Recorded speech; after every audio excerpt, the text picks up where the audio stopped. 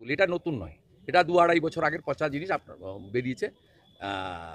যাদের সিবিআই ডেকে জিজ্ঞাসাবাদ করা দরকার, মানে যাদের সুপারিশে বেআইনি নিয়োগ হয়েছে তাদের মধ্যে কোনো বিজেপির লোক নেই।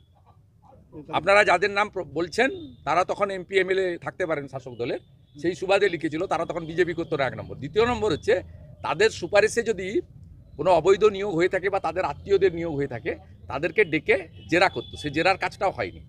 এটা 2 বছর আগেই লোয়ার কোর্টে সিবিআই দিয়েছিল। এটা পার্থ চ্যাটার্জির দপ্তর থেকে যে রেকমেন্ডেশন লেটারগুলো মানিক ভট্টাচার্যের দপ্তরে গেছিল তার একটা কপি শুধু, এটার সঙ্গে কিছু নেই।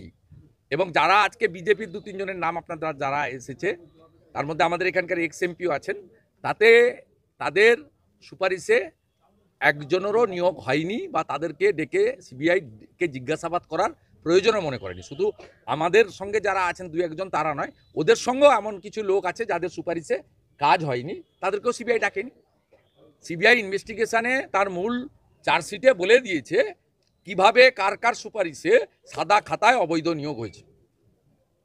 অতএব অবৈধ নিয়োগ যাদের হয়েছে, অর্থের বিনিময়ে যাদের নিয়োগ হয়েছে, ফাঁকা খাতা দিয়ে যাদের নিয়োগ হয়েছে, তাদের বিরুদ্ধে ব্যবস্থা নিক, এবং যদি কোনো নেতা মন্ত্রী আধিকারিকের আত্মীয় চাকরি পেয়ে থাকে তার সুপারিশে তার বিরুদ্ধেও ব্যবস্থা নিক, সেটা আমরা চাই। কিন্তু সাথে সাথে এটাও চাই যোগ্য যারা, এই অযোগ্যদেরকে ব্যবস্থা নিতে গিয়ে যোগ্যরা যেন ক্ষতিগ্রস্ত না হয়।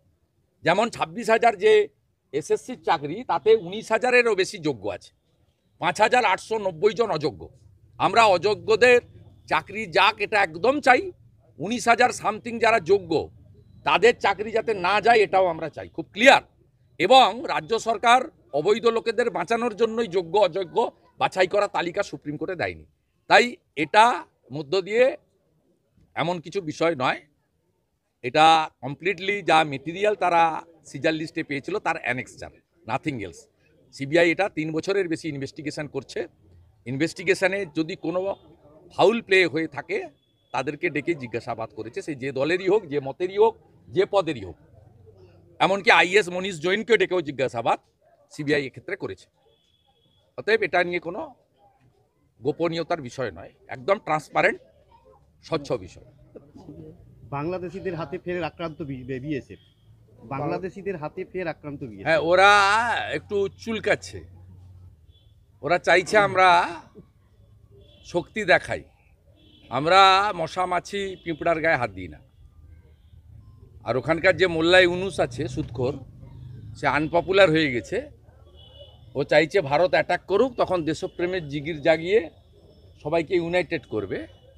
যা বলার পৃথিবীর সর্বশক্তিমান আমেরিকা আরেক সর্বশক্তিমান দেশ ভারতবর্ষের প্রধানমন্ত্রীকে বসে বলেছে যে বাংলাদেশটা তার